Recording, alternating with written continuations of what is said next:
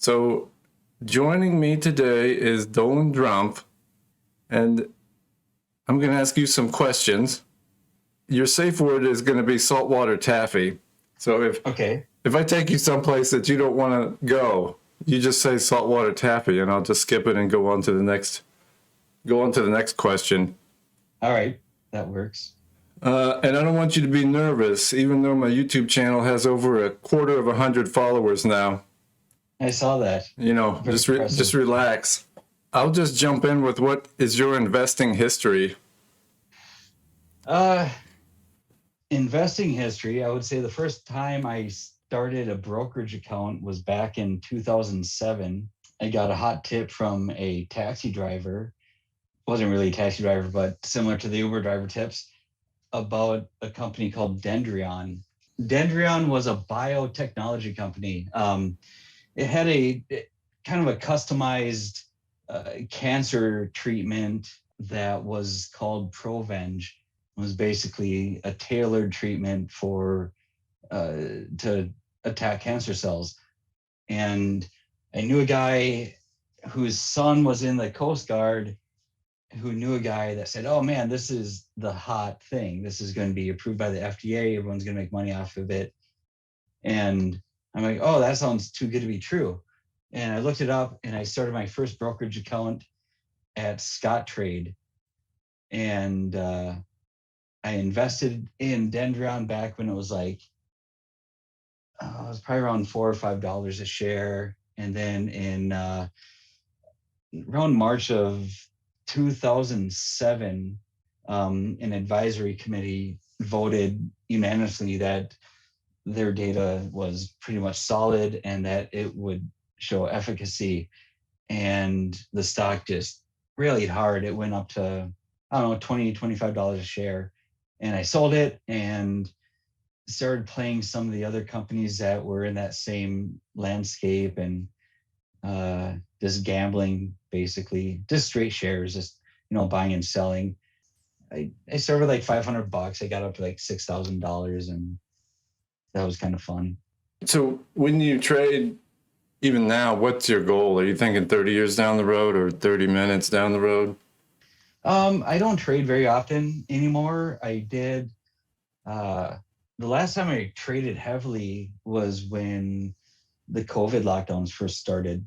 I was trading that volatility pretty actively and did pretty well. I bought some puts on a few things, like when the lockdowns first started.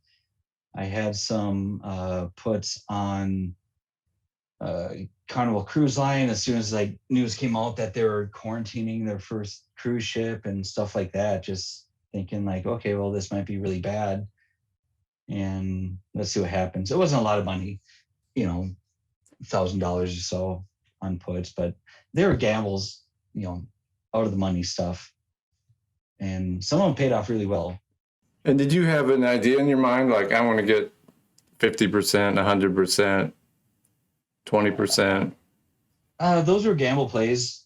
Basically, like, okay, the stock is here. It's been riding really high on a really hot market. The price earnings average is ridiculous. I don't know. It's just more of a gamble. It was an options play. It wasn't an investment. Right. I have a lot of those. So the biggest one was Carnival Cruise Line's puts. These were bought February 21st, 2020. So yeah, these are pretty bad gambles, like degenerate style gambles. So this was on February 21st where the put buy occurred. It was at very out of the money. I don't even know what the stock price was at then, but it was a February 28th put at 38.5. And I paid 13 cents per contract. Let me see what Carnival was at back at that date. So February 21st. It was at $41.69. And I can almost remember, I think you were up like 3,000% or something ridiculous. Yeah, I sold a quarter of it at 264. So whatever that was, 2,000%, 1,000%, whatever. And then wait, no, there's another sale. So yeah, at 1,000% at $1.14, 264. These are contract prices. And then I closed out the rest for $5.99. Oh man. If someone just handed you $1,000, what would you do with it? I would say from an investment standpoint, if it was cash that somebody had disposable, I'd probably put that into an equity that had some really cool long-term potential in terms of what I envision kind of the economy being restructured into in terms of a commodity driven economy. So similar to oil companies, I would probably diversify a little bit of that into certain cryptocurrencies and some other material companies or logistics companies. I think those are going to be pretty critical in terms of how the global supply chain starts to suffer and break down and create more regionalized opportunities. You think people are rethinking the global supply chain? Yeah, I think it's breaking and it's going to continue to break. It's been breaking since early 2020, and I don't see it getting better. It might. Again, I look at things with kind of a pessimistic point of view. Sometimes that hurts really bad. Sometimes it pays off really well. I don't know. I know in terms of being pessimistic, I'm always wrong. It's kind of like that meme you posted with the what was it, the flex tape or whatever, where the guy slaps the tape over the leak and it just blows through his hand. They double down on puts or whatever they're doing. Yeah. I don't do that. I don't double down on puts, but I know that hurts, being pessimistic on a market, but I don't know. It's good to diversify and look at things in terms of some things are going to lose, some things are going to do well. And in terms of how well growth companies and industries are growing, if you put a little bit there, you're going to do really well. But it doesn't hurt to have some of your assets being a little bit more, old markets, metals, oils, rare earths, things like that. I first encountered you probably on the AMC board. When it was $12 a share or something. Yeah. A few years ago. And I don't even know what happened there, but I was pumping that for some reason. Yeah, you and Goob were on there. Yeah. and then I was on there because when I started trading actively again around 2017, I got drawn into the whole Helios Matheson thing, the HMNY board, and ended up on HMNY StockTwits, which was just a mess, a crazy, insane place to be on StockTwits at the time. Howard would show up once in a while and, tell people they're being degenerate assholes or whatever he had to say. And we would troll him back saying, "You don't know the future, Howard. This is how it goes." And it was just a train wreck. And then naturally, so HMNY was MoviePass. So MoviePass's natural enemy was AMC, Adam Aaron. And so we started, everyone started trolling that board, and it was just this big, ridiculous, I don't know. It was fun. StockTwits was really fun during those days because it was just a free-for-all kind of everyone trolling each other and arguing and bantering. But have you ever learned anything important on StockTwits? Yeah, definitely. It's looking at the different ticker symbols and the threads and streams that are driven by those ticker symbols. There's a lot of noise, and I think the most important thing that StockTwits has to offer is it allows for an environment where people can curate input and relationships, and finding people that there's a lot of really, really smart people and a really broad array of different, skill sets and focus points. And I think it's worth the time on StockTwits to really like take time and just kind of browse the streams and find people that make you laugh like you do, and find people that are just ridiculously smart and incredibly talented at what they focus on. And I would say that's probably the most important thing I learned on StockTwits. You're not going to learn much just going on there and be like, all right, I'm going to buy 10,000 shares of XYZ. And you go on there and check the ticker symbol, and you see the rocket ships emojis, bullish tags, bearish tags, whatever it may be. But just curating your own follow thread and using that to actually have some communication with people and get their ideas, because they'll be able to change your outlook on things that may be wrong, or you'll help people find the right direction when they may be wrong. So, and I think I'm kind of like a wallflower, so I think, like you said, it takes a long time to study these people and see who knows anything at all. Yeah, I'd say like 99% of the people on StockTwits are just there to fill their day and banter back and forth and chat. And there's some really cool people on there that know a lot and have spent years and years either fine crafting their trading abilities or learning the specific industries they focus on, or even their technical analysis approach to it. There's some people out there that just are amazing chartists, which I'm not one of those.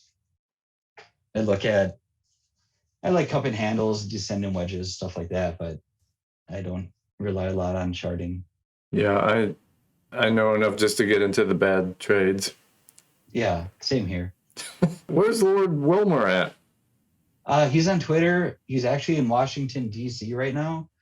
I've been bantering with him on Twitter about crypto. So since last August, I've mostly been focusing on NFTs. Have you created any or bought any? No, I've bought a lot, but I've not created any. I've bought a few on Ethereum, but I was really late to the party. And to preface that, I would say this goes along with, you can meet really talented and smart people on StockTwits. Most of the people I've met in the NFT realm that helped me get into it, I met on StockTwits originally, and they disappeared from StockTwits, a couple of years ago, and they did incredibly well in NFTs. And by the time I actually took a serious look at it, it was kind of expensive to get into it compared to what they got into it at and what their returns were. And I got into a little bit on Ethereum NFTs, and then I switched over to Tezos NFTs on a platform called Hen, which is Hic Nunc, Latin for here and now. And that thing's got a whole crazy backstory, but there's a lot of good art and a lot of high quality NFTs that were generated from that. Probably the main platform on that blockchain right now is object.com. It's objkt.com. And most recently, I'd say since January, I've focused almost all of my time on their generative art platform, which is fxhash.xyz, which is XS hash, XS hash. I'm slow to the game on everything, so by the time I get interested, the ship's already left the port, and I'm kind of like you and pessimistic. I remember Bitcoin, and I thought, $1,000, no one's gonna pay $1,000 for Bitcoin, and I guess everybody has those kind of regrets. I don't know if regrets is the right word, but just disbelief maybe. I had to suspend my disbeliefs for NFTs. And when I jumped into it I just didn't have the money to say, okay, I'm going to go into Ethereum NFTs hard. It just it it, it, it wouldn't work out. Like gas transactions for an NFT on the Ethereum blockchain, back then were $100, during a slow time. And if it was like a really sought after drop or something hot, you know, at best a few $100. During gas wars, it would erupt into, $1,000, $3,000 per transaction. So I went towards the Tezos blockchains, NFT platforms, and it's super cheap. The biggest struggle with that is you just have to know what to buy. And that took a lot of time to get really good at. Like I basically dove in headfirst and spent, I don't know, working my normal job, 8-9 hours a day. And then between Discord and Twitter and researching, probably just doing that like 6 hours a day, 7 hours a day, for probably like 3 or 4 months. And part of that was being like in touch and observing everything all the time. It can become an obsession. I found FX hash super early just because I was so in tune with it. I was the 17th person in their Discord channel, which was super early. I had the 2000s like transaction, and since then there's been like 500,000 or more transactions. There's I think 17,000 wallets that have bought NFTs off that site. And then yeah, it's crazy. It's No, very interesting what NFTs stand for and kind of how it integrates into the blockchain and what that means for markets moving forward. There's viable reasons to invest in these things, but it's just kind of, I'd equate it back to the .com bubble. It's like, why are these things worth so much? What the hell's the internet? Why does it matter? NFTs, tie it into the metaverse. You saw Facebook change their name to Meta. I saw a smart guy on Twitter a couple days ago post about how, people think the metaverse is like, oh, you'll get your own avatar, be able to walk around in this like 3D environment. That's not really what it is. That's almost symbolic of what the metaverse is, where everyone's going to be tied to a digital wallet. All their assets are going to be tied to a digital wallet. And that avatar that you envision as walking through an environment, well, that's the culmination of you in terms of assets, your job, your credentials, everything is going to be tied to a digital entity. And you're going to exist in this environment, which is basically where the central bank digital currencies and other things lead to. But they already exist on other blockchains. But as we know, the powers that be, central banks and what else, they don't want individuals to have unanimous or anonymity or individual control over their assets or their ability to transfer assets without governments having their eye on it or ability to tax it. oh, I was going to say, it's kind of like that a cross between The Matrix and there's a Bruce Willis movie from the 90s, I think, called Surrogates, where the people are laying in their apartments and they have like a robotic avatar that goes out into the world on their behalf and they're controlling them. And, yeah, it's very similar. Except you won't have any legs. They don't have legs in the metaverse commercials. Yeah. But it's not even, it's not even that you're putting out your avatar, your legless humanoid thing. You're putting out your credentials, your creditworthiness, your vaccine status, whatever it may be. You know what I mean? I'm pessimistic, so the more complexity that gets introduced, the more I think there's just a huge colossal failure down the line at some point. I agree. And I think that's kind of what we're seeing right now in terms of the US using the dollar basically as militarizing the dollar or financial system to sanction uh, other countries, or what Canada did for sanctioning the protesters. Um, but I think a lot of things can get to the point of breaking. And I think a lot of people are moving their assets into other areas to protect themselves against the breakage, and basically gambling on who the winners are going to be moving forward. I think that's why you see Bitcoin being worth what it is, and Ethereum, and even Dogecoin. It's insane. It's a gamble that everything's going to break apart, and I think this thing's going to break the least. It'll have some resale value. I guess my outlook's so low that I think, are these Bitcoins, are they going to be accessible? Will you be able to access them? But maybe things won't fall apart that much. It could. And, with Bitcoin, if you have what they'd call your OPSEC, your security in place, if you have your seed phrase protected, if you have your wallet that secured, the only way they can stop you from, the first thing, the only way they can steal it is by having the information that you have, which it should be offline. With Ethereum and Tezos and stuff like that, it's a cold wallet. It's information that's offline. So the only way they can confiscate your assets that are digital is if they have that information. The only way they can stop you, if you have that information in hand, from accessing your assets, is if they basically arrest you or prevent you from having the freedom to access the internet or a computer, which is really weird dystopian stuff. But it's kind of science fiction enjoyment to go down that rabbit hole and just look at these assets in that regards.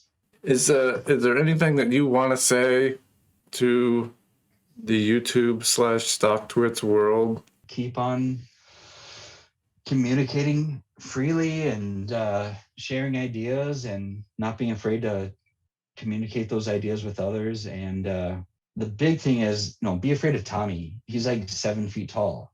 That's what I've heard. Intimidating, but the Boston Celtics list his playing height as like 6'11", but I swear the guy's like 7 feet tall. I don't know. That's pretty much all the questions that I had for you. You're a wealth of knowledge, and this is kind of what my motivation was for these things, is because it would take so long to go back and forth on StockTwits, and kind of to have a conversation like this online on StockTwits or anything else. So I would say you're a really good interviewer. In terms of investing in stocks, I'm a horrible person to glean information off or kind of follow in terms of what I do. I know there's just a lot of really talented and really smart guys out there that put together really good investment strategies, but that's, I want to provide that input because I have fun in the market, but that's about it. But thank you so much for slogging it out with me here. Yeah, I hope you, got some decent stuff for your video, and it was really nice talking with you. And, yeah, it was great talking with you.